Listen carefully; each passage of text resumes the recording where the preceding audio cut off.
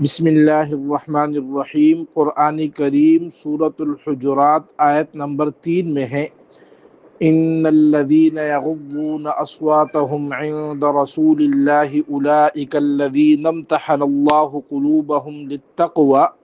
لہم مغفرۃ واجر عظیم۔ اس آیت کریمہ میں اللہ تعالی نے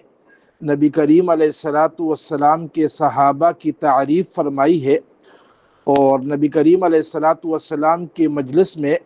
صحابہ اکرام کتنے ادب سے بیٹھتے تھے اس کا ذکر فرمایا ہے کہ نبی کریم علیہ السلام کے صحابہ مجلس نبوی میں اس طرح ہوتے تھے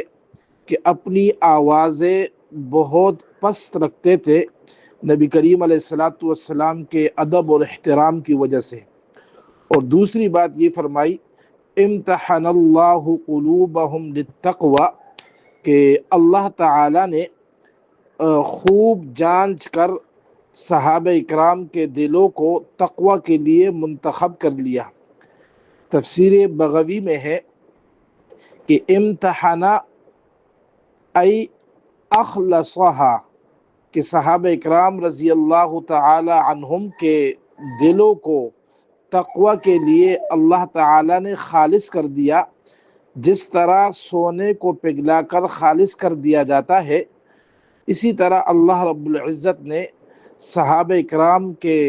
دلوں کو تقوی کے لیے خالص کر دیا، ان کے قلوب میں تقوی ہی تقوی ہے۔